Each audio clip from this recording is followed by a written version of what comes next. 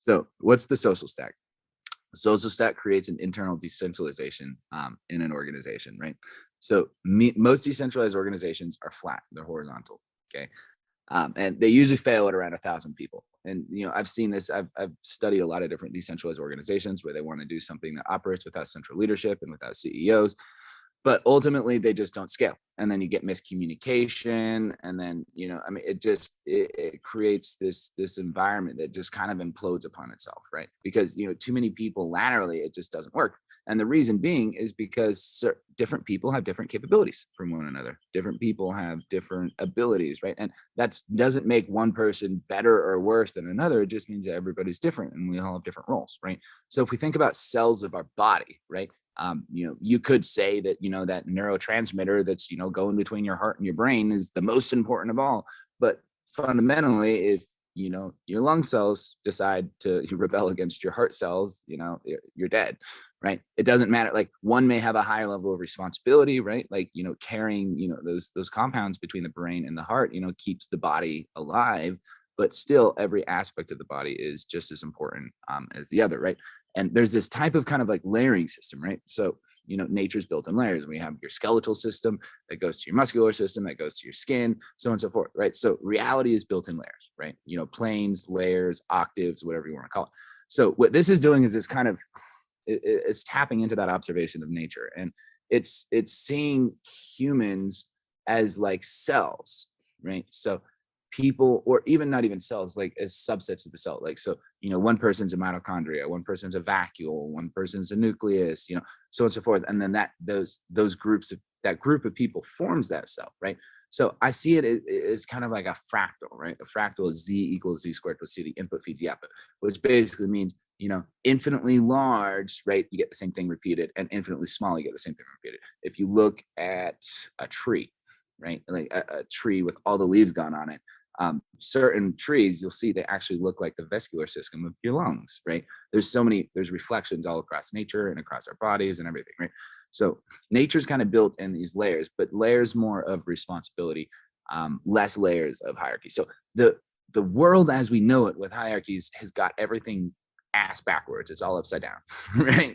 Where you're basically sucking up to somebody on top. And then that person, like, usually the way it works is you have a board at the top, okay? And first you have the owners, stockholders. Stockholders create the board. Then the board creates the C-suite, like, CFO, CEO, CTO, blah, blah, blah. And then each one of them hire their own department heads, right? And then they have their little group of people that reports to them. And then their department heads go down and down and down. So by the time you get to the base layer, if you just get hired at like this large company, you've got a manager, and the manager sucks up to his manager, who sucks up to his manager. And trust me, I've seen it. Like, so these hierarchies are just ass backwards, okay? Like, it's not the natural order of things. They say it's the natural order of things because they want people to believe that, because they want to create these pyramids, right? So that's why, obviously, we're doing decentralized stuff. So with decentralized systems, the half truth is that it's giving power to the people, right? Like DAOs, it's returning that power to the people. But the half lie of that is that they're horizontal, right? Things aren't fully horizontal. Things are vertical. They are designed in layers, right? Like, our body is not horizontal. It's got these, vertical layers of different levels of responsibility, right? As you start getting increasingly more complex. You start with your skeletal system. It's very, very basic, right? And then you start getting the muscular system. It's a little more complex. And then the vascular system, the circulatory system, and then the nervous system, and so forth. So it increases, these levels, right? So this is basically, taking both of these half lie or half truths, for the half truth of decentralization and the half truth of higher, and putting them together into a stack, right? But what it's doing ultimately too is it's creating accountability on every layer, right? So like I said earlier, people are divided into different cells, right, that form this part of a larger body, okay? And in a way, that's kind of, if you look at people from like really high up, you see it kind of almost looks like blood flow and stuff, right? Like when we look at ourselves from these higher perspectives, right, it's all reflective. So what this is doing is kind of taking that natural, reflectiveness in the biological system, and the goal of it is to focus all of our energies together, right? To multiply that together, right? So in order to do that, we have to have like these functioning structures, and that's what governance systems have been designed over, thousands of years to be able to do, right? But ultimately, they're still hierarchical. I mean, so this is kind of like somewhat of an internal representative democracy, with multiple layers of merit required, right, to rise up in this stack. And like I said, is people dividing into different cells, right, that form a part of this larger body. So why a stack isn't that a hierarchy, right? A stack provides us unique architecture to scale organization. Basically, as I was saying, a hierarchy is this top-down structure in which layers represent power and influence, generally being described as a pyramid, right? Where very few control the many, right? And it's a top-down structure where the power is imposed from the top and it's trickled down to the rest of the people, and the serfs at the bottom, are lucky to be able to, get anything from that, right? So the social stack is the exact opposite. It's just a bottom-up structure where each layer represents merit and responsibility, and where each individual is accountable to the layer below them, right? That's really, really important, rather than superior above. When you have this superior above, you usually get incompetence, you get nepotism, you get internal corruption. And a lot of times these people get put in these higher positions because they're loyal to somebody that's corrupt. That's the first thing people start doing when they get into power, is they surround themselves with other people that are going to be loyal to their power so that they can, control everything, right? So how does it work? We use a Fibonacci numerical sequences for the group sizes so that it scales exponentially, right? Now, one of the reasons that we have these smaller group sizes is something called Dunbar's number. If anybody's familiar with that, basically there was a study done where they said, how many stable relationships can somebody have, right, in their lifetime, like stable, healthy relationships. And he found it's around 144, right? Which, interesting enough, is part of the Fibonacci sequence. But Dunbar's number really states that, like, and that's, you can see that with flat, horizontal organizations. It's just, if you have 1,000 people, there's only so many relations each person can have and so much that can be communicated. And ultimately they kind of collapse, and then they just eventually form hierarchies. And it's happened, the closest thing that we've seen to some of this technology is like sociocracy, but that's, and that's the only one that I've seen really kind of trying to do this multi-layer scaling solution, right? And it kind of, it mirrors into the 3DC too, right? Where you have the base layer with the L1 and then the L2 and the L3s, and they're kind of moving up these layers of responsibility. But each layer ultimately is acting as a check and balance with the other layers, which is really, really important, right? That means, like, let's say we just have like a 3-layer system where we have base groups of 13, then 8, and then 5, right? To be this strategist up at the top layer, right, of the group of 5, you have to be elected twice. You have to be elected once from your base working group to become a creative facilitator, and you have to be elected again in that creative layer to form the strategic layer, right? So what ultimately you get is you get a higher sampling of people, more people that can focus up these layers, and then each layer you get these higher levels of accountability and higher levels of competence, hopefully, by the design of it anyway. And so then, once you get to these higher level strategic layers, right, you have competent people, but they're ultimately accountable to every layer that they've ascended up. So if they, they had a budget call, don't, get a budget to their group, that, there's a new 10 people that want to join or something, and they don't get the budget to them. And those people then decide, like, we don't like you anymore as our creative facilitator. They vote them out.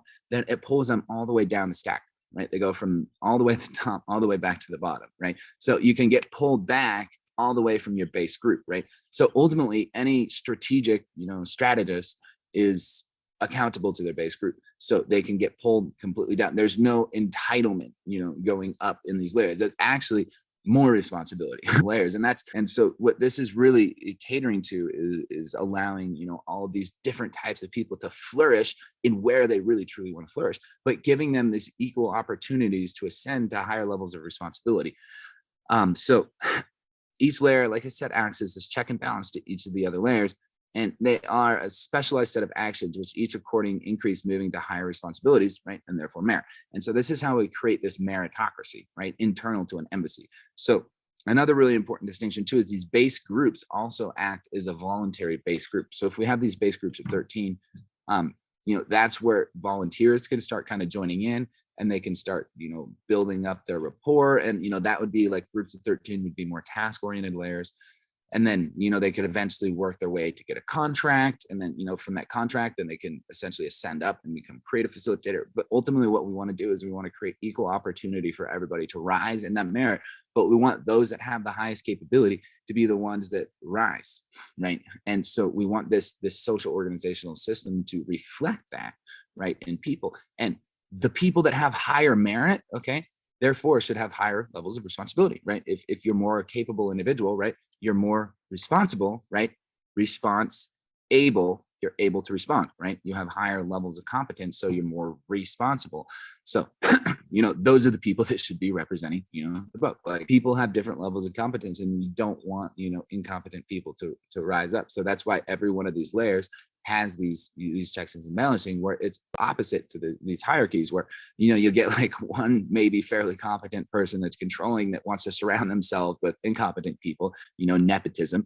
It's a really big problem. The politics gets worse when there's more incompetence, because they deep down know that they're not in that position that they really deserve. They feel like they're kind of an imposter. So they try all these other really wacky things to maintain their power, because they feel like that's the only way they can maintain the power. They can't maintain, you know, with their skills and, you know, what they've actually been able to create. They have to resort to politics, right? So it's something I've just seen repeated over and over and over and over and over again. And, you know, like I said, hierarchies are kind of just the way everything is. And like I said, every cell and layer has this democratic process that they independently manage, right? So each cell can hold their own essentially elections, right? Each working group, and then they send their representative up to the layer above, and then that representative, you know, has to fulfill certain, you know, requirements that group has. Like, hey, you know, we want to have some tasks, we want to have some hours, we'd like to have a little bit of budget so we can get paid a little bit this month, you know, things like that. You know, and that's, you know, that person rises up and then, you know, works, you know, between the other groups of people on those next layers to kind of create those budgets, right? So because of these differences in skill sets, hierarchies justify themselves by this capability, right? I've seen that happen. Oh yeah, well, the CEO is the most capable person in the organization. But, you know, as I was saying earlier, you generally just get this politics and incompetence. And nepotism, you know, is a big thing too, because they're looking to find ways to maintain their power rather than developing skills that brought upon it, right? And a lot of times the skills that brought upon the power was just their ability to manipulate people's perceptions. I've seen it happen a lot, right? So all great systems were really designed as meritocracies in some way. That's ultimately what you want, because you're going to get more influential people having more capability, right? I mean, you know, royal hierarchies are justified with this concept, right? They used to say that royalty, kings and queens were above the serfs because they're of this superior bloodline. And, you know, I mean, that's the foundation of all of these hierarchies, is saying, you know, more capable and whatever. But I mean, so let's take a look at the first layer. This is the community layer. So the base layer is the community layer, and this layer is responsible for the overall sentiment and allocation of new embassy contracts to the global DAO, right? So everything's fundamentally accountable to this base layer. That means, you know, an embassy has to essentially keep the community happy, otherwise they're going to get voted out, right? So that's the actual allocation to keep. Now everything's accountable to this base layer. That's why I say it's a bottom up, but it actually kind of, it goes two ways. You have accountability directly to the community layer always, right? Always at the bottom. But then as you add new layers on top, then you have accountability down. So you kind of have like a bi-directional accountability, right? And that, like I said, a checking and balancing on each layers, right? So, you know, if like a working group, let's say, you know, on a top layer kind of goes bad, like that can be resolved through the creative layer. Or, you know, if a whole creative branch goes bad, then that can be resolved through the strategic layer. Or if a whole embassy goes bad, that gets resolved through the community layer, right? So there's all of these different fallbacks for if something, you know, starts to become corrupted. And one of the reasons that we want to have this is just, you know, we're going to get infiltration, you know, I mean, people are going to try to infiltrate Nexus eventually, you know, I mean, they're going to try to come in and they're going to try to change its direction, and they're going to try to make it something. I mean, look at Bitcoin, you know, they took over. The central point of weakness for Bitcoin was the development, right? And that's ultimately how they took it over, right? Is they changed the narrative, you know, into the block size debate and Lightning Network, and moved it away from, you know, the actual core developers like Jeff Garzik. And I know this from personal, you know, conversations with Jeff Garzik, like, you know, they it was a takeover, man, and they succeeded, right? So we're going to get infiltration, right? It's just going to happen, especially as Nexus gets bigger. I mean, Nexus has a promise of a beautiful world. They don't want that. Like, they love this incompetence and corruption because they thrive in it, right? They want everything to be the way it is, and we don't. So we're always going to have those. So we need, this is kind of like a structure that empowers us to like identify and remove corruption, to handle it on either smaller, larger levels, and eventually even to a full embassy being, completely dissolved, right? Through the community layer, right? So that's where the community is kind of like the last line of defense, kind of like, the United States, the people are the last line of defense for the Constitution, right? So this layer is also cryptographically authenticated, which means that, people can cry until they're blue in the face if the community doesn't like them. It's gone, right? There's just your keys deallocated, right? And that's the ultimate, like, mathematics to me is a higher law, right? It acts. So when we're building this regulated by mathematics, we're basically building it, under this higher law, right? So this social stack right now is just, when we build the DAO, we're just going to have the single layer cryptographic authentication with the community layer. But I would like, over time, as it gets more advanced and more concrete, to cryptographically authenticate it on every level, which means, the votes for facilitators and volunteers, that will be cryptographically authenticated. And even to the point where the key mint can't come out, unless you have some sort of, strategic process, right? Where you have the two strategic boards and they agree on decisions, and then those agreed decisions with the votes of the 5 then unlock from that key and stuff, right? I'd like to even get to that much more advancement, right? But the ultimate accountability is the embassy needs to reflect the voice of the people, right? So this is our base layer. And then, the way that it's going to work, I guess, since we're on the community layer with the DAO, is people are going to allocate a percentage. So your trust, your coin weighted trust, okay, is going to be like a stack of poker chips. You'll have a certain quantity, and you can divvy that up. You can say, I want to do 10% to this contract and 20% to this contract. And then the average of those percentage allocations is going to determine the average percentage of the total reserves that specific embassy will receive, right? And that also determines that embassy's voting weight. So let's say, the embassy gets 30% overall. That embassy now has a 30% vote, right, on the ambassador voting group. And that 30% vote can either be allocated to itself to say, okay, I want to claim my full 30% that I was allocated by the community, or I don't need 30%. I only need 20% for the embassy. We'll give 10% to another embassy that, says that they need it, right? And so that creates an ability to rebalance between the different groups, because the vote may not entirely accurately reflect the budgeted needs of that specific embassy, right? But another really cool concept of it too, and this is how I imagine it really growing in the future, is, let's say there's, billions and billions of dollars, into the reserves. Different people will be able to start, building infrastructure. They'll be able to start setting up ground stations and, doing L1 and L2 validation, and, deploying hybrid networks for, a local trading network in their town, and, building up Nexus infrastructure. And as they build up Nexus infrastructure and a critical population mass of that trust, then they'll be able to allocate potentially an embassy into the local regional area. And that's ultimately what I see embassies doing, is kind of fulfilling that support system, that monetary support system that conventional governments provide, without the need for taxes or tariffs or, control. It's a way to bring this new economic system into economic systems that may be deprived, right?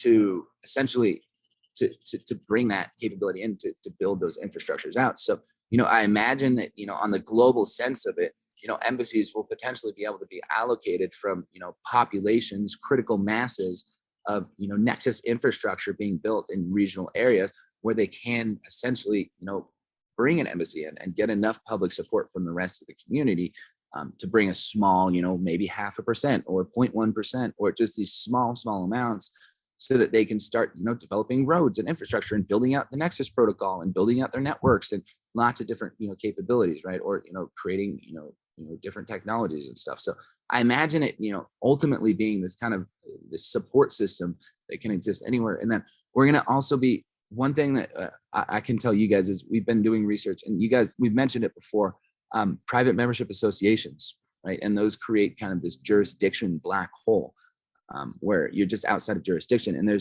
they're pretty well known. There's lots of case law supporting them. So, we're going to be looking into that too as we start building, physical points, right? Like a physical building or some physical land. We do that under a private membership association, and then essentially the embassy can internally govern itself, right? As long as we follow by the kind of, do no harm common law, right? Because a PMA can be pierced by, doing harm on one another. But this will allow us to kind of create these jurisdiction black holes where we can create our own self-governing systems. And an embassy is kind of like that, right? It's a self-governing system for a local regional area, providing the resources people need to have a higher functioning life, right? And it, like I said, brings in this new economic value. Ultimately, the world is run by economic disparity, and they have it that way for a reason, because you can get cheap food and enslave this other population of people, get cheap labor and that economic disparity is how they create their power, right? This allows us to kind of neutralize that and create this new economic system that standardizes and goes into all these different areas, right? So ultimately, that's how I see the embassies, functioning as like these critical masses of people can form together to essentially, invite an embassy into the regional area. They can help start providing, to help with, infrastructure for roads, maybe even helping, implementation of some, serious technology, like, some of the hydrogen batteries. Let's say you get electrogravitic propulsion working, like starting to create electrogravitic propulsion grids and stuff, like lots of cool things, right? So I imagine these will ultimately, be like a mark that people can achieve, for, getting together these local networks together. Eventually they can call in essentially this embassies to help improve their infrastructure, right, in ways that they have, this economic disparity, and also to provide jobs, right?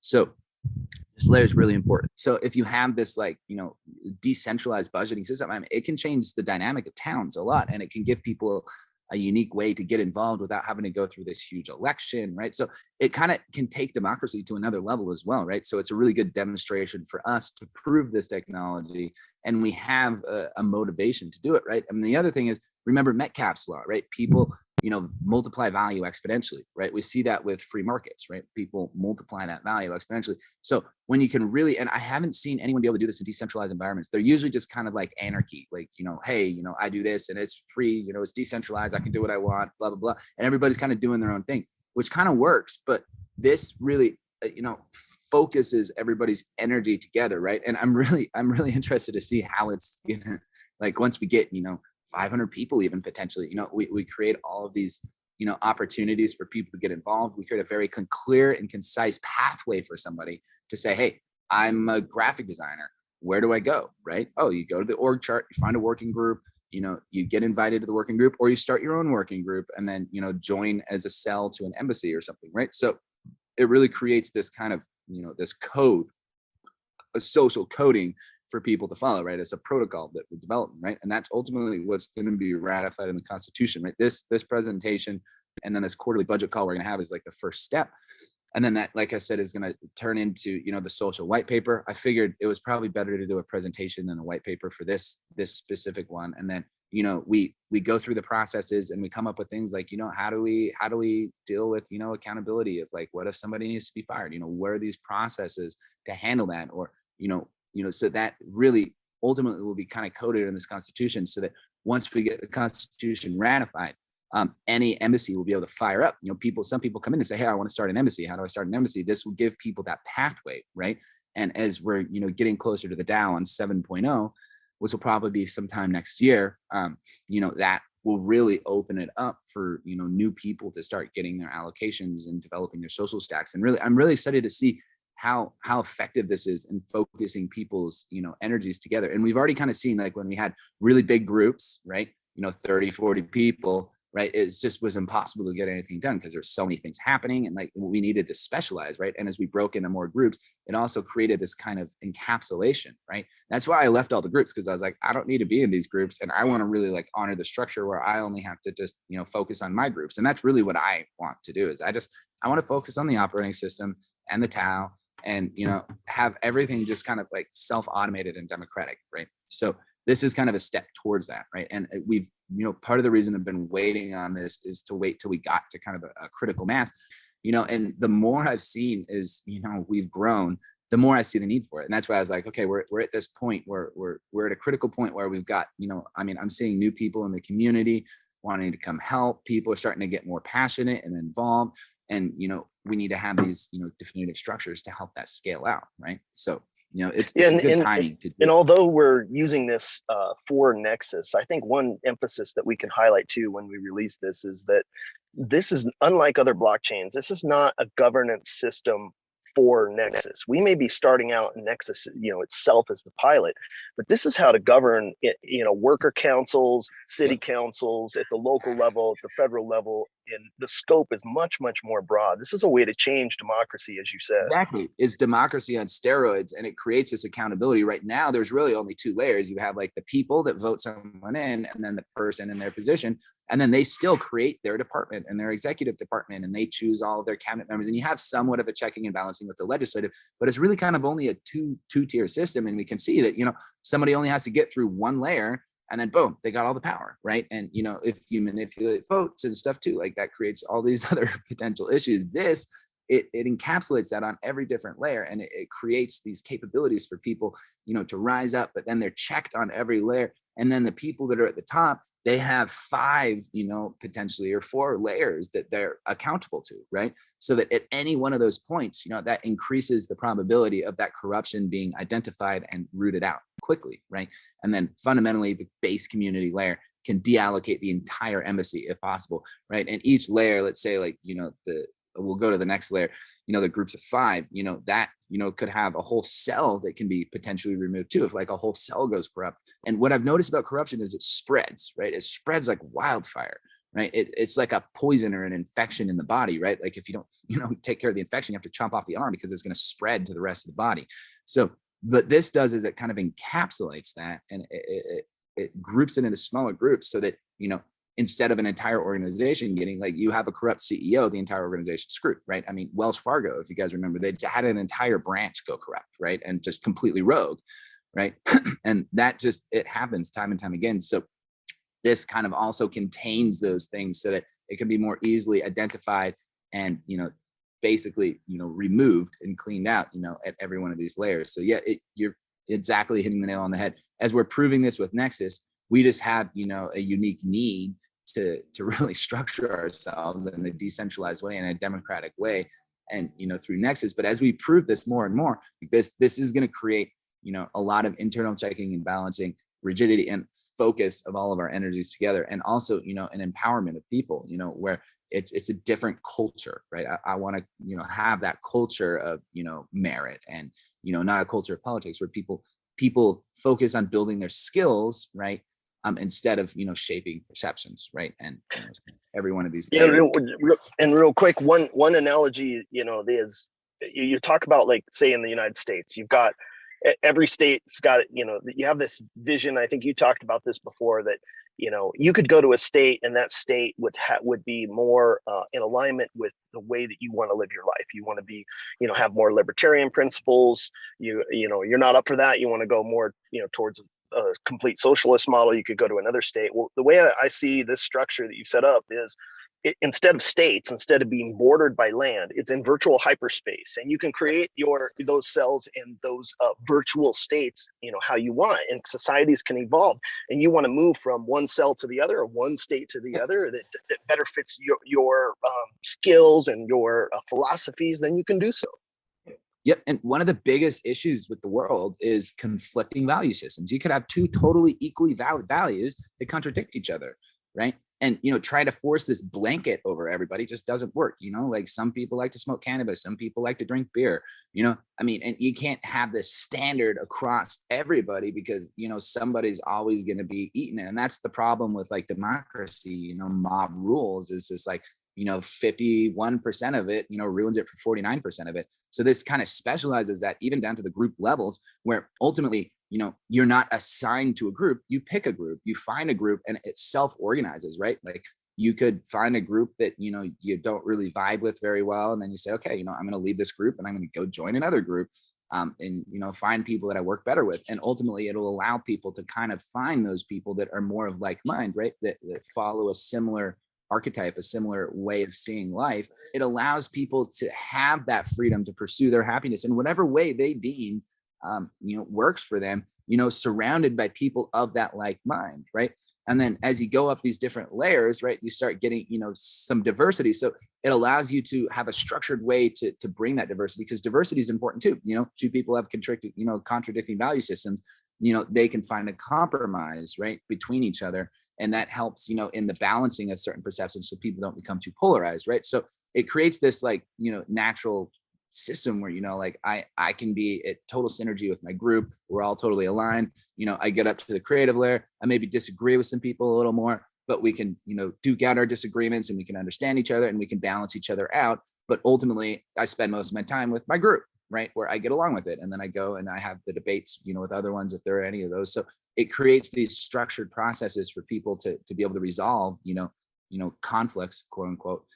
But then, most of the time, not to be forced to work with people they don't get along with. And, when we have that synergy with people, right, when people are working with groups that they really like, they love their peers, they love their group, they're like a little family. Like, all of us are kind of like cells of this larger organism, this larger body on Earth, right?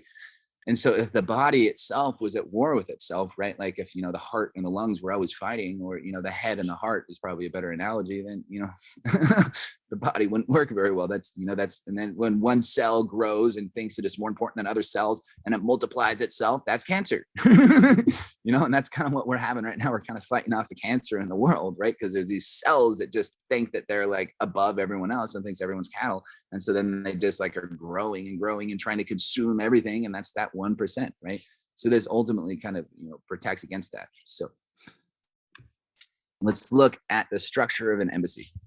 So an embassy is composed of 3 branches, okay? And each one of these branches is a different company, okay? And the reason that we did this with the 3 branches and the 3 companies is because we create this legal protection. So Nexus Embassy US is a taxable nonprofit. We tried to get our C status. They said, no, you can't have a C status. So we're not really bound by like IRS nonprofit law, but what we really ultimately wanted was we wanted it to be owned by nobody, right? So Nexus Embassy US has no owners, right? And it's asset locked, which means you can't transfer assets out of it, right? Nobody can just pull assets out and sell them for profit, right? It's locked in, right? It's an asset locked taxable nonprofit. So the 3 branches, like I said, are represented by this tri-company structure, and it creates legal protections between day-to-day operations, right? Like developers going out, or ambassadors, promoting and stuff like that. Your board of the embassy is kind of like the judicial branch, right? They don't really have any power. They just resolve disputes between people. The ambassadors are like the executive branch. You guys are executing the code. You guys are executing on the technology, right? And then the developers are like the legislative branch. Code is law, right? So the protocols that are developed, the code that's developed, the contracts that are developed, that's the legislation activities, right? So developers are kind of like the legislators. The ambassadors are kind of like the executive branch, and then the the embassy itself is like the judicial branch. So the way we've designed it, and the way I've designed it, is you have to have a board of some kind, right? There's just no way around it. They want to have somebody to say, like, if we want to blame this, we want to blame it on someone, and that's the board, right? Or the CEO or whatever. So what we're doing here is, legally speaking, right, the embassy doesn't really, well, cryptographically speaking, it doesn't really have any authority, right, over the budgets. The way that it's going to work is it'll be a 2/3 multi-sig, okay? Kind of like an arbitration triangle, where ultimately only 2 out of 3 branches need to agree to ratify a budget. So ultimately, what we would want to see is ambassadors and developers to come to agreement together, and the board to just basically be silent and unneeded. But if there is a dispute, if ambassadors and developers can't agree on a certain budget, that's where the judicial branch and the board comes in and says, okay, we need to, resolve this. Let's make a compromise. And they're going to help kind of resolve those compromises. So really, ultimately, the board is silent and it has no authority. It doesn't have, it doesn't dictate the day-to-day operations. It literally only just resolves disputes between ambassadors and developers, right? And incentivizes ambassadors and developers to come to these conclusions on their own, right? We want everybody to really, be able to work together without having these disputes. Ideally, you want to go through mediation before seeing a judge, right?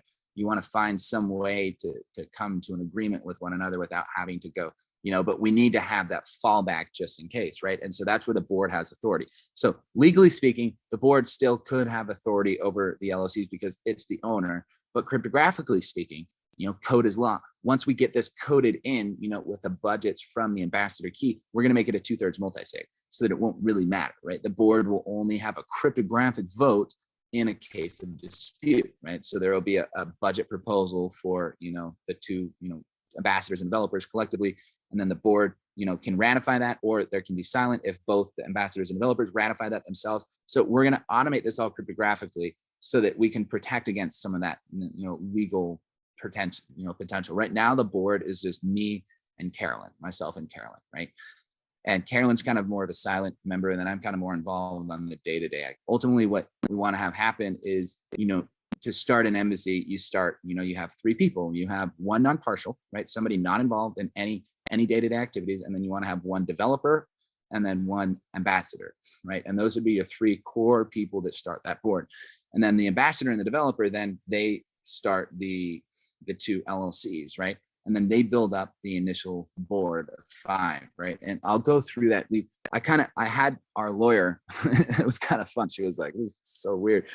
Like we coded it legally, right? The best that we could through different policies. And that's with the operating agreement. So I showed, and we can go through that in more detail, but basically the operating agreement creates this management board of 5 for each of the LLCs.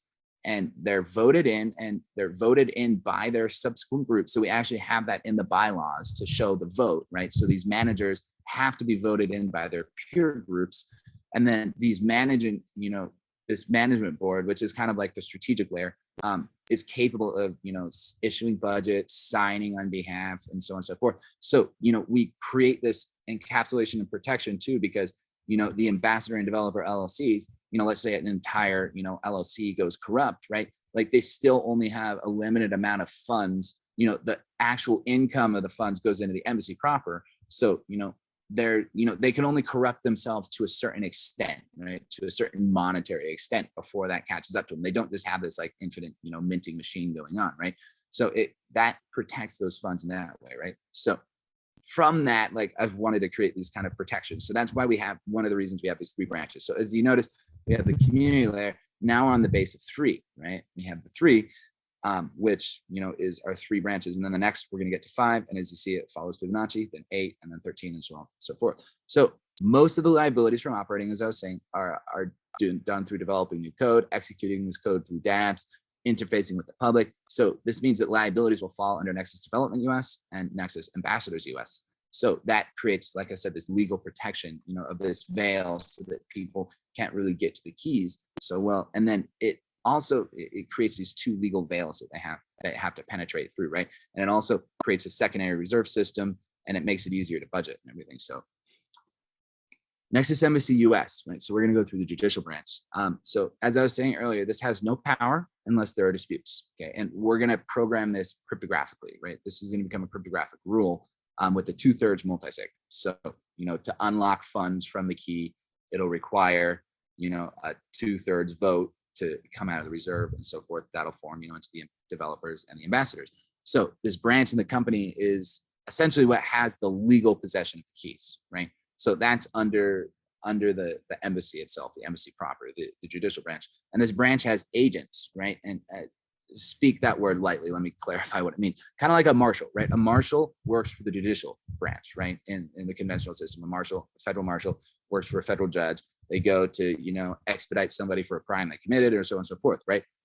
So that's what we have with, there's an individual, I don't know if he's on this call, Francisco. He does a lot of the accounting, right? So he manages all the accounting and the filing of 1099s and doing all that. So the judicial branch or the board, or not the board, but the embassy proper manages all of those things. So they kind of monitor, how the funding is going, and that they perform audits. They can perform audits on, and they can also do cross embassy coordination, right? So they can, like let's say, Guillermo has his embassy in Chile. And, Francisco could fly down there and say, hey, to communicate different things and coordinate and balance, and they could create cross embassy audits, right? So, Guillermo's, judicial branch can do an audit to, the US to say, hey, I don't think you guys are using your funds right. We're going to do an audit. We're going to check all your invoices, and, we're going to generate an audit report. what we want to do is have it so you'll be able to measure your embassy performance, how well you're doing with the community and the community sentiment cryptographically by the vote allocated in you, right? So, somebody, let's say they're a large, they 5% to an embassy and they see something, they're like, hey, we want to see like quarterly budgets just because for my vote, we want a quarterly, report from you guys, of your financial report, and they miss that. Then they say, okay, well, I'm going to just withdraw my vote, right? And that person in real time will be able to see, that embassy will be able to see their trust go down, right? Their trust will be lost from people deallocating and then reallocating to another embassy. So, the best way to create that sovereign ability is through economics, right? They've used economics to enslave everyone. So we can use economics to liberate ourselves, right? We create economic value in these local areas, like, let's say in Chile, and you bring new jobs there, Guillermo, and, you cure cancer like you guys want to do, and your research succeeds, and you're bringing all this value into Chile, and then the Chilean government starts saying, hey, like, this is an amazing democratic system. Like, we want to start implementing this and, some of our people. And then, you can say, okay, well, we'll help, but we'd like to have, 5 square miles of sovereign land where we can just have an embassy where we can practice, our own, in our own jurisdiction, right, to not be inhibited by others. So then, we have all essentially these regional structures. So eventually, I imagine we could get sovereignty, right, where we do it through economics. We provide jobs into a local area. We help, resolve their economy. We help them. They can even run a stable coin on Nexus, right, or run a hybrid network for their voting systems, or, all these different things that can help. And that's the way that we bridge into this new, from the old guard to the new guard. Basically just by, instead of fighting, right, we just leapfrog, we just provide value. We help them out, right? And that's what we naturally want to do. But we do it in a way that it provides that, space for us to operate, right? So that's at least the essence of what I see. And like I said, providing infrastructural services like roads, educational services. An embassy could have, ambassadors that, a whole branch of that, ambassador division could be, education, right? And, it could be school boards and stuff. So there's lots of different combinations, right? This is kind of just like a template that we're applying over that conventional way of thinking. So Nexus Development US LLC. So this is the legislative branch, as I was saying. Essentially code is law, right? So it's responsible for developing the core level protocol. And it can basically go out and gain development contracts. That's another reason why we have these LLCs, so that if we want to diversify revenue streams, we can, go out and develop a DApp for somebody and charge them a certain amount of money as a developer team. And then that brings an extra revenue in, which then, we can all internally budget. So, but it still allows everything to be under this nonprofit umbrella, right? So you have these assets that are locked. Nobody can bring anything out. So that reduces the ability, for types of corruption to happen, right? So the development branch is managed by a strategic board of 5 individuals. So you could say this is like 5 individual branches. So for us, our 5 branches are LLL Tau, LXOS, mobile, wallet, and mining working group, right? And these are our 5 pursuits as developers, right? And we kind of did it by repository. So basically, these 5 branches are responsible for, the strategic overall vision of the development, right? It's like, what are our timelines? What are our features that we're wanting to build? Like, let's unify, and a way to unify and aggregate between different individuals, right? So, the mobile working groups working on nitty gritty details, but they don't necessarily need to always communicate all of those nitty gritty details. They just, in the strategic call, right, can say, oh, hey, Colin, I need this, I need this API command in, the Tau, LLL Tau, and you can have this communication between them, but it allows us aggregation, right? And this is the strategic layer. So it really is responsible for the management of the budget. So when we have our budgeting call, it's going to be the five strategists from developers and then the 5 strategists on the ambassadors. And then, we're thinking it could probably be like a shadow, right? So if you want to have like a shadow, you can maybe have, but we don't want to get too many people, right?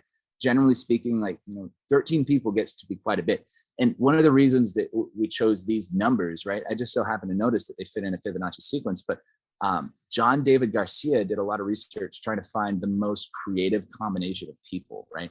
How many people is the best combination of people? And he found 8 people were the most creative. Actually, 4 men and 4 females actually was the best because it was really balanced. But that out of all the different groups, like 10 people was too many, and 6 people was not enough, right? So 8 people just happened to be this really, really beneficial amount for creative pursuits, right? And then 5 people has been studied to seeing that that's the actual best number of people for making decisions. So that's why these groups of 5 is really the decisions group, and decisions about budgets, decisions about strategies, and they manage the overall LLC, each one of these LLC.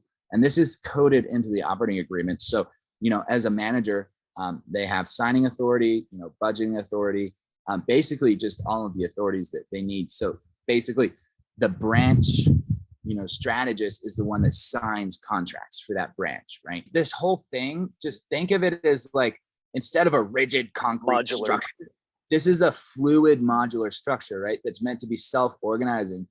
So over time, these roles can evolve, right? Like, I mean, we could merge LLL Tau and LXOS into a role to create another, like satellite group, that, focuses on those. And really, all the way down, all the way up the layers, right? It's all the same thing. It's self-organizing, which means, an entire group cell can be replaced with a new cell. It can be regenerated, right? Just like cells in our body are constantly regenerating. They're constantly changing, and they, constantly moving around. That's how this is going to be. So like at any time, that group of 5 is, they make decisions on, hey, we want to change the role of one of these groups, right? As long as it's a democratic process where they say, okay, well, we realize that, the wallet working group, doesn't really have as much, as the mobile, maybe we're going to merge those together and then we're going to issue a new group, right? And then that can be something done through that strategic board of 5, right? That making those types of decisions and, deallocating an entire branch. So, if you have a whole branch that got corrupted too, like 100 people, let's say, that is quite a bit of people, but that can go all the way up to the top of the branch. Then those 4 other, managers, for like strategists, I think is the word that we're using, can deallocate that, right? And, reallocate a new cell, whether it's of the same role or create new roles. And anytime it's meant to be this fluid structure that's always able to change, right? And always able to self-organize, whether on the individual working group cellular level, right? All the way up to the entire embassy, right? An entire embassy can be dissolved through the community level. And at any level, you can dissolve and reorganize, right? So it's meant to be something that really, really, like, we don't always know what the future is going to bring, right? And we can only do our best to predict that and to manage ourselves, with those types of predictions. But, this allows it to constantly change and evolve.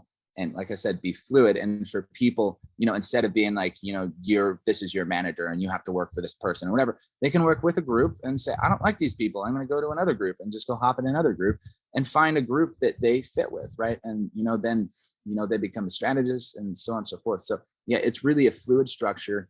And at any level, it can either be reorganized or it can be changed or adjusted, or, cells can be deallocated, right? It's a natural part of life just for cells to die, right? Death is a transformation, right? It's something dies for something new to come about. So these 5 branches, it's kind of like a starfish, right? And interesting enough, the starfish has 5 arms, right?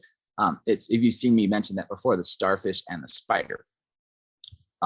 Basically the difference is a spider has a head and legs, right? Your head is your CEO and your board. Your legs are the departments, right? And it walks and it needs all of those things. You chop off the head, it's dead.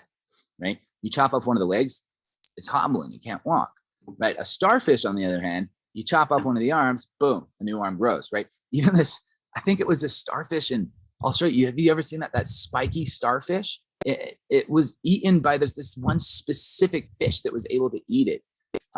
But because of that, like, like they overfished this one fish so that this starfish just grew out of control. They could not kill the damn thing, man. They tried chopping it in half. It just turned into 2 starfishes, right? Starfishes have this decentralized nervous system where each part can exist without each part, right? And you chop off a leg, it just regenerates a new leg. So that's what this really ultimately is. It's a starfish, right? So at any time, a leg can get chopped off and a new one regenerate, and so on and so forth. So it really will make this organization robust too, right? Because at any time, like, I mean, they could try to take me out and like, it should still be able to continue to function. The embassy should still be able to continue to function. Everything will still be able to be fully automated. And anytime something, gets removed, something can always replace that, right? As a fresh new cell, always changing. it's a bi-directional structure. So when you're a strategist, okay, you're elected from a group of 8, right? So you're elected as one of those 8 people to represent that, branch on the strategic layer, right? And then of those 8 people, that's 8 groups of 13, right? And so those 8 people are formed from one person from each of those groups of 13. So naturally, the strategist is going to have a good idea of what the needs are of their branch via, they're still a part of a base group of 13, right? They're still working with their group of 13. And then they're working with the creative layer. And then the creative layer unifies the different groups of 13 so that most of the people on that creative layer have a good idea of what all the other working groups are doing, not necessarily the nitty gritties, but kind of like the level goals of the working groups, right? And the tasks that they want to achieve and their 3-month goals. So that by the time you get to that strategist layer, the strategist has a good idea. And then the thing is, it's bi-directional. Okay. So you have the community on the base layer, and that controls the key allocation cryptographically. But then you have community coming in from the top too, through the base working group layer, right? And that's why I added as a stack this way. It's a stack that you add a layer every time you want to scale it up, right? And naturally a stack, it moves up and you can only add one on top of the other. So that base layer, right? The base working groups is like also the top of the stack, right? So the community is at the top of the stack and at the bottom of the stack, if that makes sense. So the community can come in through these working group layers, volunteers, contractors, whatever else, and get involved and then kind of move through that stack, right? So it creates this ability for community that wants to be more involved in the day-to-days to join the working groups, right? And then they have their influence over the internal, governance of that embassy. And then there's the complete embassy allocation through the base community layer, right? Where that contract is issued. And so you have the feedback loop with the community there based on the overall embassy performance, right? Whether that community is going to continue to, keep their stake on that specific embassy. If they've lost faith in the embassy or the embassy is not addressing some of their concerns, that whole entire embassy will see that value drop, right? The strategists, right? They're mainly just making higher level strategies of saying, here's like our 3-month goals of what all of us as strategists decide that we want to see us complete, right? And then the layer above that, when we get to the creative layer, right? That's the groups of 8. Those are 8 groups of 13, okay? So if it's a branch for, let's say, business development, you could have 8 groups. One of them's like exchange listings. One of them may be, promotions or whatever else, right? And so those groups of 13 pass the information through the facilitator into that group of 8. So the creative layer is more of that task oriented, splitting that up into the more like nitty gritty decisions, right? The strategic layer is like a quarterly frequency meeting, right? So, and it mainly is responsible for making sure your group is budgeted, right? Your group has the budget they need, and they know what their group's budgets need because they're a part of that creative layer of 8, right? They're the person elected from that creative layer, right? So they're elected from the group of 13. Somebody's elected from the group of 13.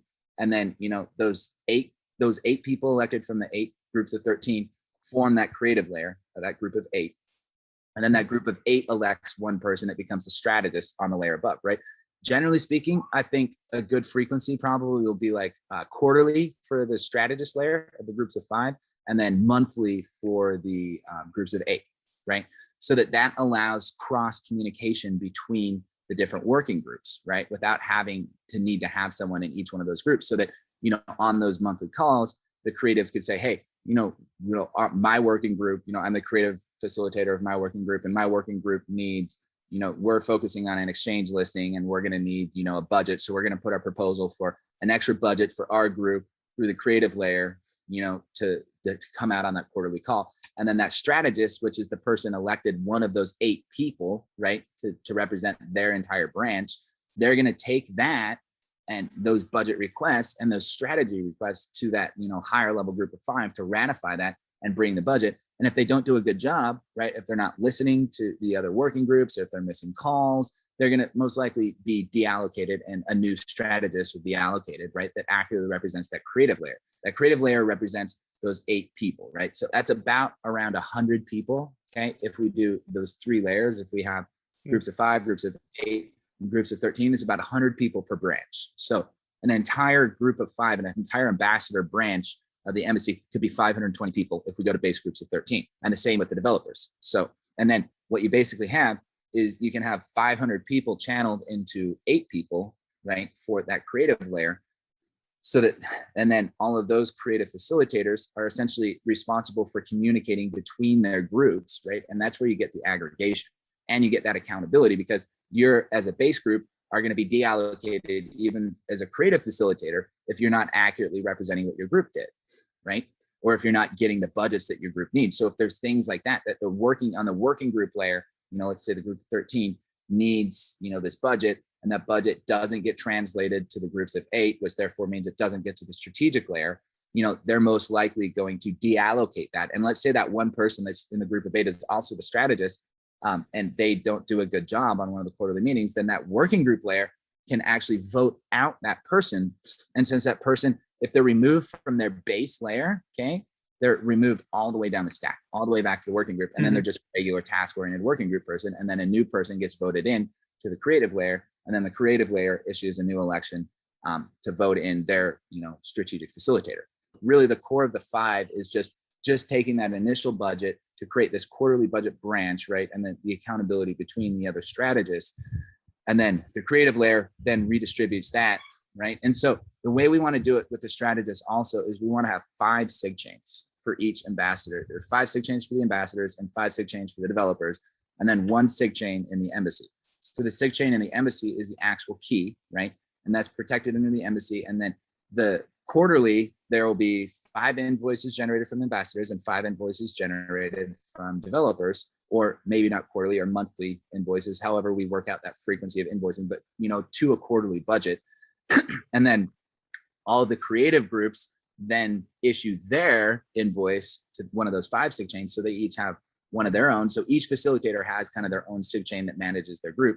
And then that brings the budget down into their base working group layer. And then the base working group then distributes their budget to one another, right? And so they work out their salaries, or, you know, the volunteer bounties and stuff like that. And, you know, the base working group layer 2 of 13 is also designed to be somewhat of a mix of volunteer and, you know, paid contractors. Like, you know, we're probably going to make a requirement where you have to actually be a contractor. You have to have a signed contract with a confidentiality agreement to get to the creative layer, right? So you have to, like, if you come in just from the community, and instead of being like, you know, on the DAO side, which is the base, right, where you're just allocating a vote whenever you feel, you know, if you want to get more involved, you get involved in the working group layers and you start volunteering, or maybe you take bounties, right? That's how bounties are generated. The working group layer will say, we have X amount, this, 70% goes to paid contracts already and their hourly budgets. And then we want to do 30% to bounties for volunteers that come in, right? For, let's say, translations and stuff like that,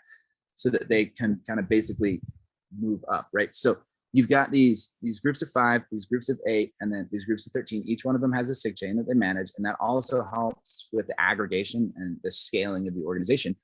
Because right now, you know, I'm already starting to get like 10 invoices. I got to pay a month, right? And it's just like, right? And as the organization scales, you know, you got 100, you got 200, then you have to have like full-time people to manage the funds and all that crap. What this does is it just creates this nice, you know, scaling, you know, not just, you know, in the decision-making and the overall, you know, culture, but it also creates this scaling in the funding, right? So each one of these groups has the capability to take the budget that they're allocated from the group above and distribute that amongst themselves, right? And then, you know, as you keep adding a layer, that keeps just being redistributed based on the consensus of that group. And so what we also want to do is create like a nice runway for people to say, how do I get involved? I get involved in the space group. I can start, you know, getting involved in the decisions. I can start discussing. I can start invoicing that specific group. And then we have this type of, you know, aggregated budgeting, right? And then, you know, each group can be in each branch can be independently audited as well, right? Between other ones. And then, you know, there's that checking and balancing for each layer to be able to say, you know, hey, you know, you guys are, you know, spending hours finding out if this guy's a scammer. Maybe you guys should, you know, find like better, you know, ideas for that or whatever, right? And that just creates this ability for people, and it moves at varying degrees of time frequency. So like lower time frequency, quarterly, you know, to monthly, to weekly, and so on and so forth. So let me see, let's go to the next one. Nexus Ambassadors US LLC. So the executive or the ambassadors basically using code this law are responsible for the overall promotion and use of the technologies, right? And that's how I see. So the ambassadors are kind of the external They're the executive branch, and ambassadors are usually forward facing. So they're external. Developers are more internal, right? They develop the code. We pop into the telegrams every once in a while and stuff, but mainly that's kind of an ambassador executive thing, right? They're executing upon that. So the ambassador LLC is managed by the strategic board, and each LLC has only one member, Nexus Embassy US. And so they fall under this nonprofit mission, so on and so forth. So as I was saying, we have this democratic budgeting processes. So the biggest change that's going to be made is the architecture of how budgets are handled. So right now, budgeting's somewhat centralized. I mean, we try to do it as best as possible where, people put proposals in and, someone wants to be hired, but really it kind of comes down to like, if I pay the invoices or not. And I usually just honor the consensus of the groups, but we want to really formalize this process into having, these joint budgeting decisions where each branch can gain its own budget, right? And what it's really doing is it's shifting the power of the budgeting and the overall embassy strategies into these strategic boards, which legally actually will have some backing, right? So in the operating agreements, you'll see that there's that strategic board of 5, the management board, and then they're elected, and we have that put into the bylaws too. So the strategists also will have a legal precedence in that organization, right? And they'll have that capability to set those budgets. So that's going to be really important because it's going to automate all of the budgeting system. It's going to allow more people to come in, and it's also going to develop us a really nice org chart, right? So if somebody says, hey, I want to get involved in the embassy, then you have an organization chart. You show, who the strategists are, how to get in touch with your strategists, who's the creative, facilitators, and then, contact information for them, and then the group organizational chart too. So you say, hey, I'm a graphic designer. I want to help. You look at the org chart, you find the group, maybe the group has, an invite link, or maybe it's got a place that you can get in contact to join that group. So we want to make it really easy for community that want to get more involved to join any one of these working groups, right? And to rise up in their own merit, initially by volunteering or doing small bounties, but eventually getting to the point where they could become a strategist if they want, right? And, we want it to be the most capable people are the ones that end up, ascending up the stack, right? So ultimately, we're making the budgeting of this embassy fully democratic. Each member of this strategic board represents each one of their respective branches, right? As you saw, our 5 branches are LLL TAO, LXOS, Mining Working Group, Wallet Working Group, which is the desktop wallet, and then the mobile working group, right? And so Christo is the mobile facilitator, Kendall is the wallet facilitator, Andrew Hatstat is the mining facilitator, and I'm kind of like the LLL TAO and LXOS facilitator right now, but ultimately I want to get somebody to come in, like Krishna may end up being like the LLL TAO facilitator when he gets involved, and I might, focus on LXOS a lot. We'll see kind of how that all goes. Or, I could be voted out and I'd be happy to just code too. I'm happy. Like what I really want to do is like develop this architecture so that it can just take off on its own, right? I'm not, wherever you guys need me to fit is where I'll fit. That's kind of where, like I said in the chat, like it's ultimately my goal, just to be a node, right? I just need to be a node in this network. That's the best thing that I can do for Nexus for the long-term sustainability of it, is to help other people, in development competence, right? So that they can become, really good at developing the core protocols as well. But, to take the training wheels off of Nexus and to let it really roll, right? So this is a step towards that, of like really moving all of that into all of our hands, right? And making this, really kind of testing out this architecture as well, right? In a real practical application. And we've already kind of seen the needs for it, right? With the ambassador working group, if you remember, it was this really large group. And then we had to start realizing that we had to break up into all these other smaller groups because it was just too much conversations going on. It didn't scale. And then it's like, if it's all horizontal, it's like, okay, I talk to this person and they talk to this person. And,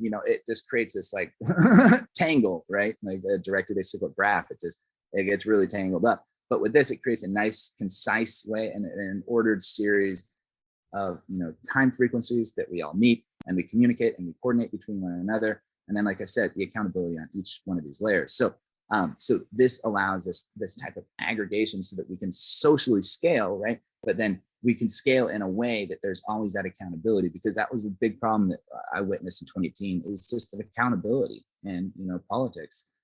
It happens. And I noticed like incompetent people that weren't, competent for their jobs were like more concerned about keeping their jobs.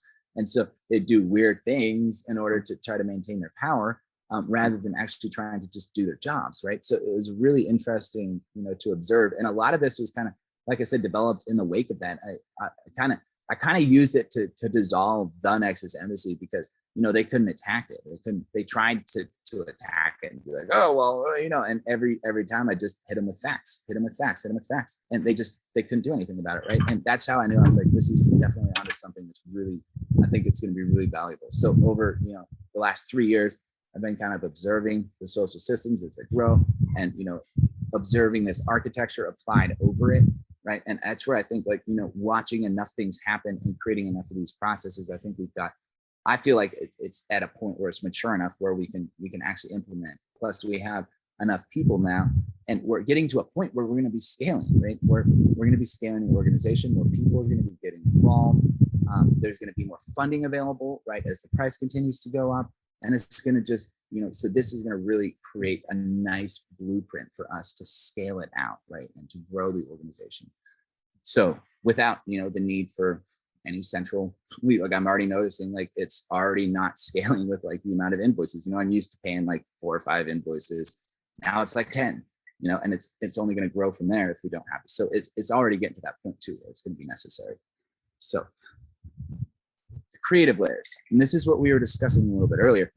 Not everybody is able to develop tasks and understand complex high-level designs, right?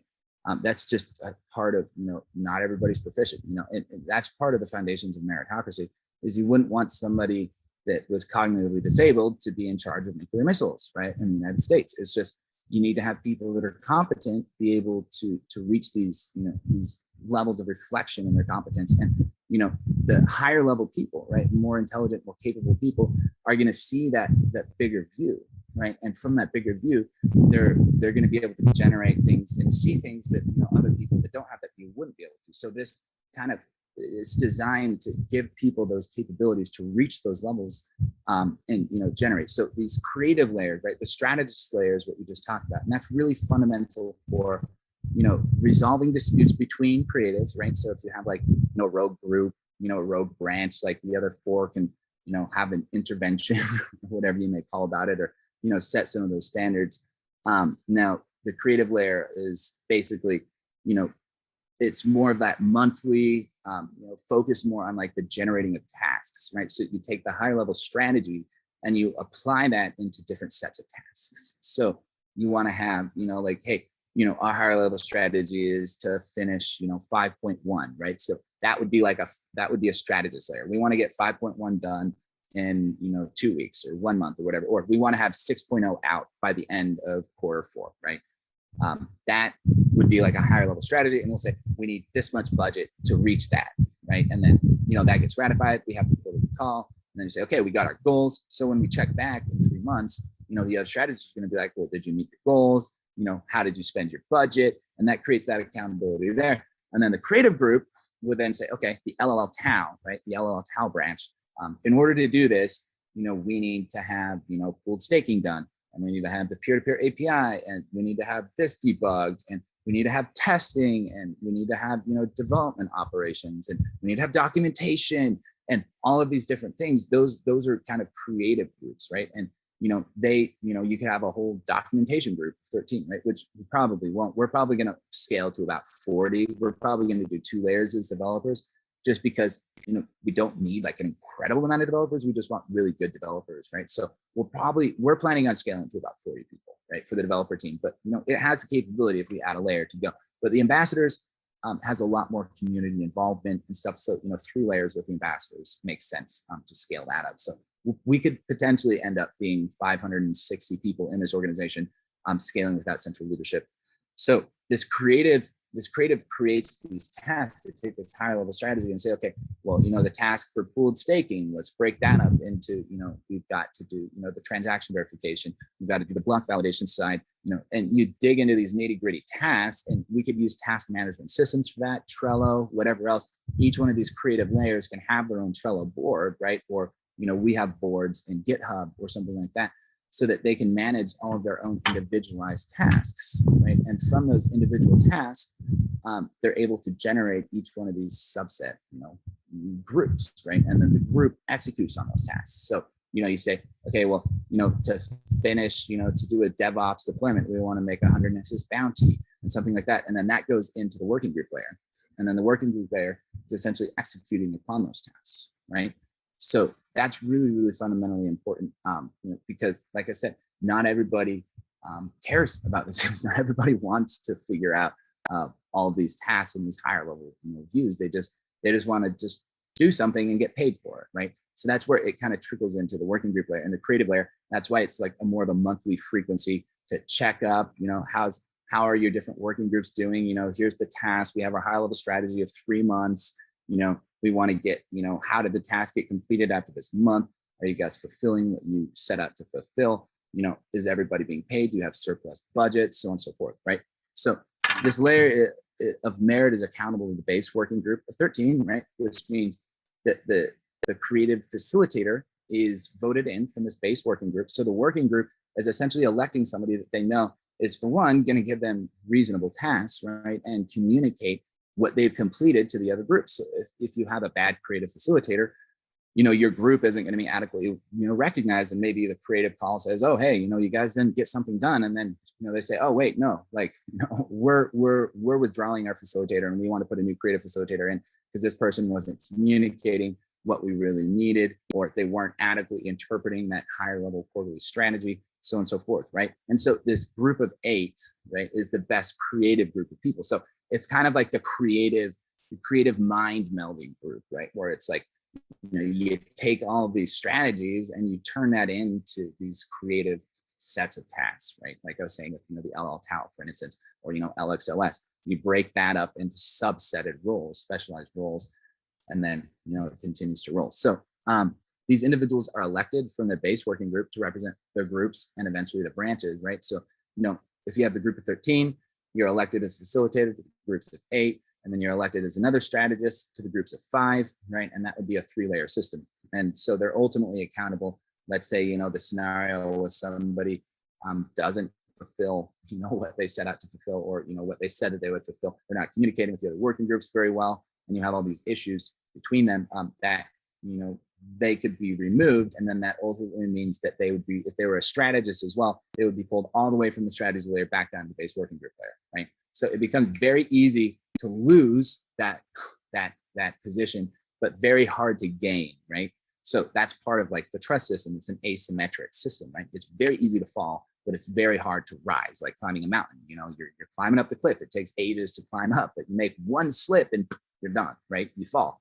Exactly. So this is a social, organizational embodiment of that trust, right? Of that trust system, right? Where you build up trust in your working group, which that trust is reflected by you getting elected as that facilitator.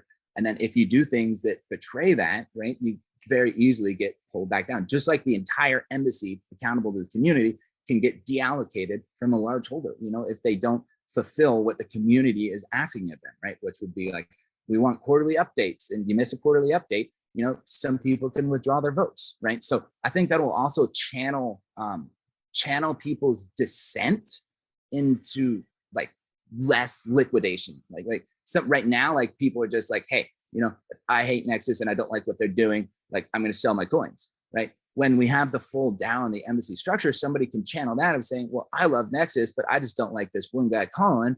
I want to start a new embassy, or I want to support a new embassy that I'm seeing is trying to get a proposal in India, let's say, right? I don't like the United States embassy. I want, an India embassy. So they'll transfer their vote into India, right?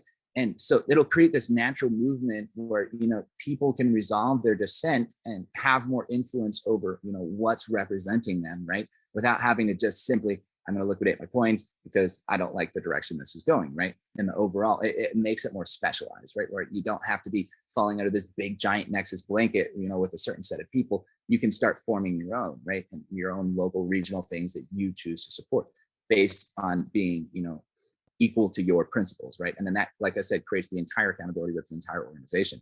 So like I said, each layer has this checking and balancing, right? The budgets are redistributed on each layer, and then the authority is redistributed on each layer too, right? And they're accountable to each one of these layers of groups. So ultimately, it's very hard to gain, to move up in the stack, but it's very easy to fall.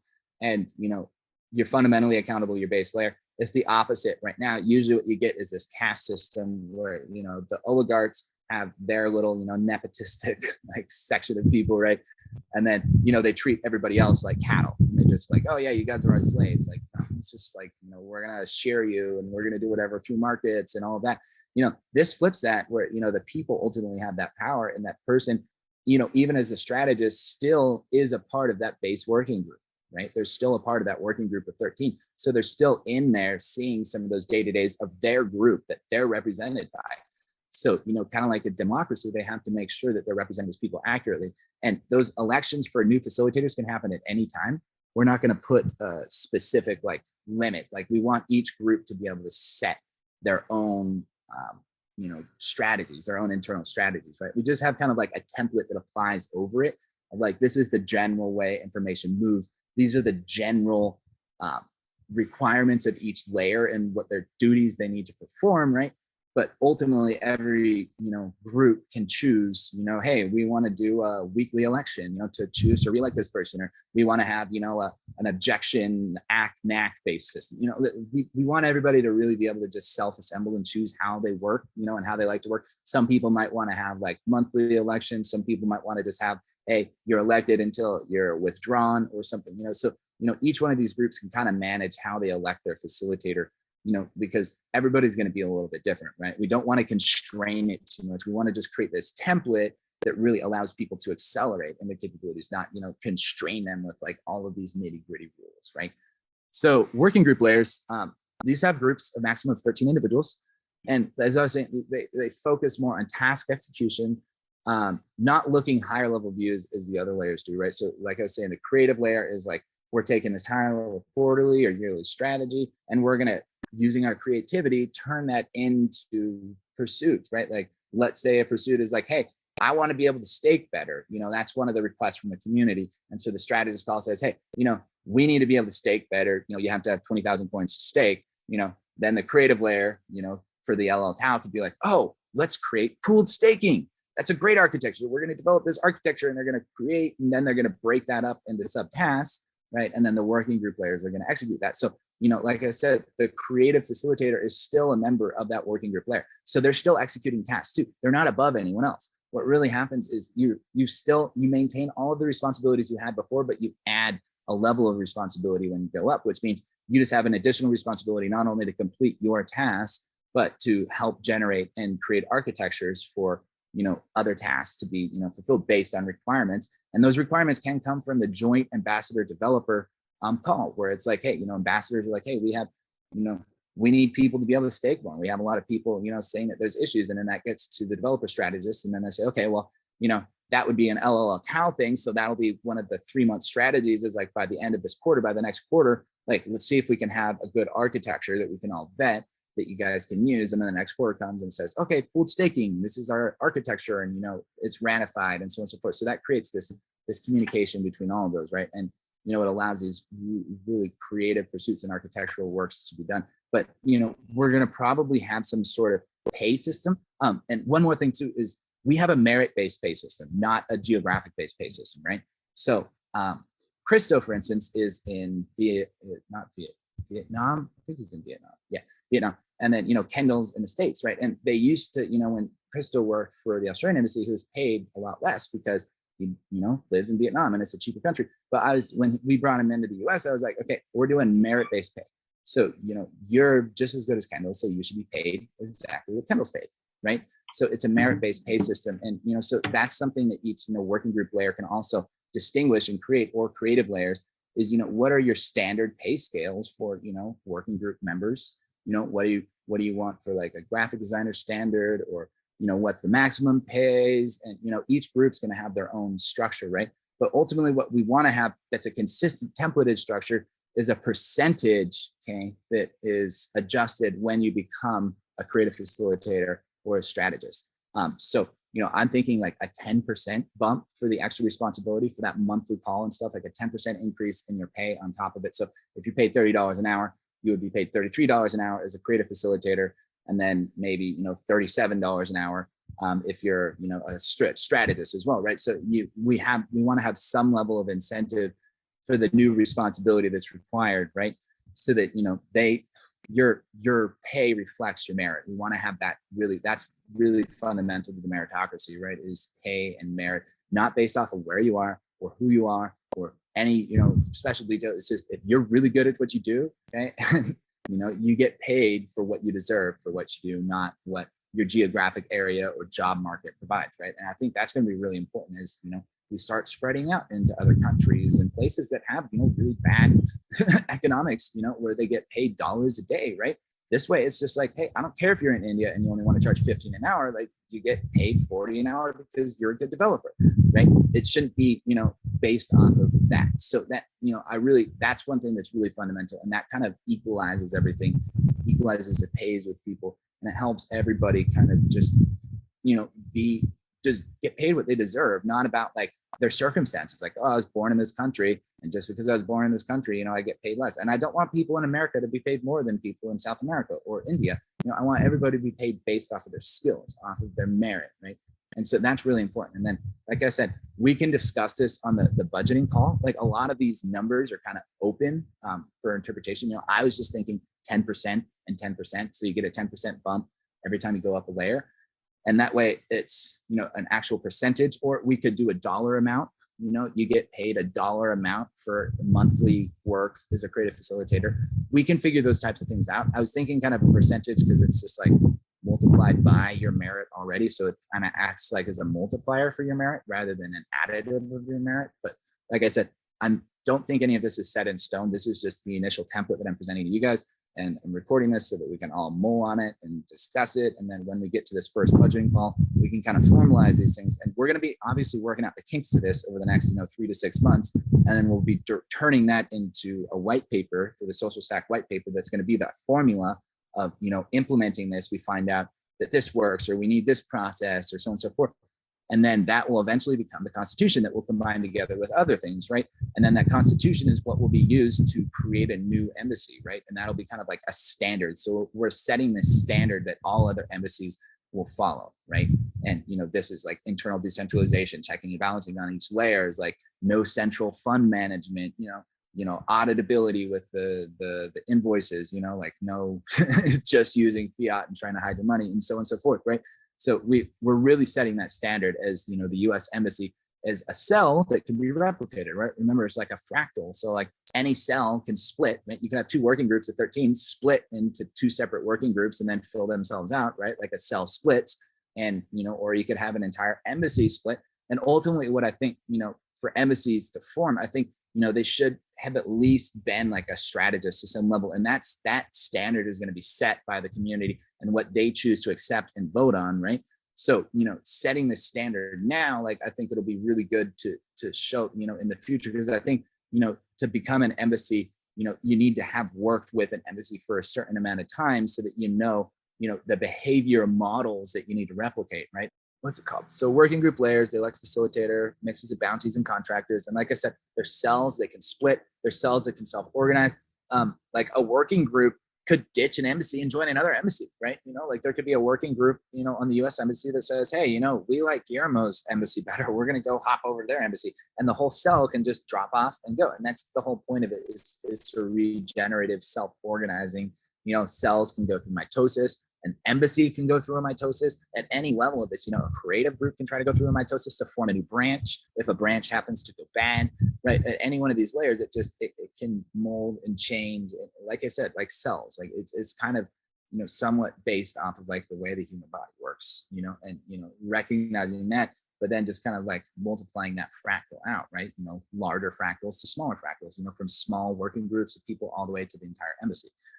So we're scaling through aggregation, right? This is how the 3DC scales, right? Is you don't need to manage every single contract for every single, node. You just manage a subset of that. And then that subset is communicated in an aggregated hash to the next layer, so on and so forth. And that's how a 3DC functions, right? Aggregation gets you an incredible amount of scaling characteristics. So, it relies heavily on aggregation to scale. And this is, that's why I said these flat organizations, usually they collapse at about 1,000 people, and then they give up and they form a hierarchy, right? So, the only like flat organizations that really exist are like really small ones. They never really can scale.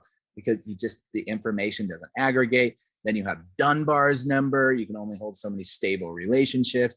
And then, communication, and like, I say something to someone and then they say something to someone and then someone else says something to me that's the same thing. And, it's hard to really, have those distinguishing. And like I said, life is built in layers, right? But, the half lie is that like, it's this top down hierarchical feudal system. And that's what they've really put upon us. And half truths are dangerous because they can exist forever and never be noticed and never be known, right? Where a whole lie is much easier to distinguish. So, the half truth of hierarchies is why they've been able to exist, because they do scale and they help with the scaling and the aggregation. But, when they're always like kissing ass the above, right? It just, like I said, it creates incompetence and nepotism. And like, UPS was a great example of that, right? Just this guy was totally threatened, and it was because of their complete incompetence. They had no blockchain. Their whole strategy was to just tell everybody they had a blockchain when they didn't have a blockchain.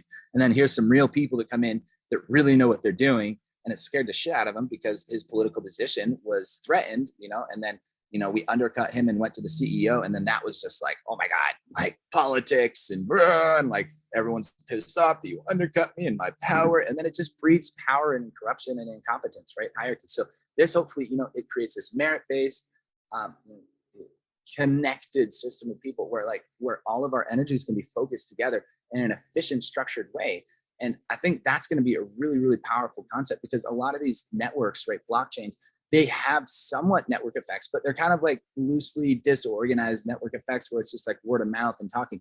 But when we really get people, think 520 people focusing their energies together in this, this structured system, it can be really, really powerful, like really powerful. Like a lot of people, I don't think have really fully been able to harness the power of a community, and it's because of just this lack of social structures, right?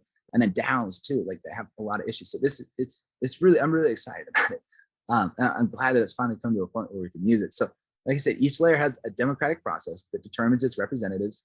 The strategic layer handles the budgeting for their respective groups, right? And then, like I said, there's a budget down all the way. So, the creative groups, each one of them, have their monthly call and they can redistribute their budget. Let's say there's 10% allocated to that branch.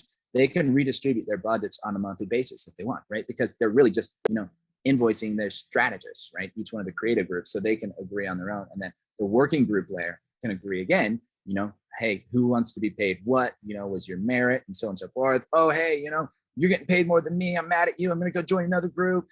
Like all of those things will just naturally rebalance so that people, will kind of naturally come to consensus. And, ultimately we want these to be like unanimous, right? We want to have unanimous in the base groups anyway. You want to have unanimous consent on a working group layer of, we unanimously all agree on these same set of principles. And if you don't have a unanimous consent, then, you join another group, right? And so you have the unanimous on the base layer, because that's where you really want the synergy when you're working together and focusing and doing the tasks and all that. You want to have this really good flow with one another.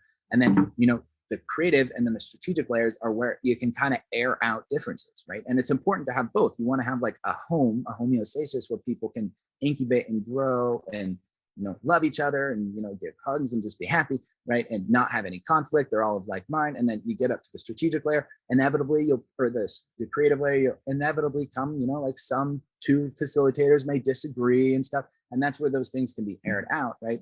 To eventually get to the strategic layer where, that full can be, integrated. So it creates kind of a best of both worlds, where the natural state is just like you're working in a group of people that you love. It's great. You choose your peers, you keep each other accountable. And then, as you go up, then you can kind of air out differences, but in an aggregated way, instead of just having a bunch of people against a bunch of people. As you scale, you keep adding layers. A single layer stack can handle 10 people in the organization. A double layer stack can handle 80 people. And a triple layer stack can handle 1,040 people. So that's 5 groups of 8, which is 40 people. And then those 8 groups of 13, which creates 520 people. So those 520 developers, 520 ambassadors, right? That creates the capacity for 1,040 people in the organization to scale independently. So, anyone can self-organize their groups. Anyone can find, what works. And like I said, a cell can be taken off and it can be replaced by another cell. Now, in order to scale it even further, let's say we're talking about developing more governmental systems, right? Larger governmental systems. You can theoretically scale these things to hundreds of millions of people, because every time you add a layer, let's say we go to groups of 21, right? That creates 21,840 people. And then when you go up one more layer again, that's times 34, right? We start getting into 500,000 people, and then you add another layer and so on and so forth. So what this allows you to do is to start with just a simple small layer design. Like with the developer side, we only have 5 people, okay? Pretty much like in 5 strategists, right? Like of focusing on 5 core elements of the development, the architecture. And then we're gonna probably scale up to 40, but that's what makes it beautiful is you can scale it up to whatever levels that you really want. And so you can literally scale this to millions of people. I think I found like 8 layers ends up creating, millions of people.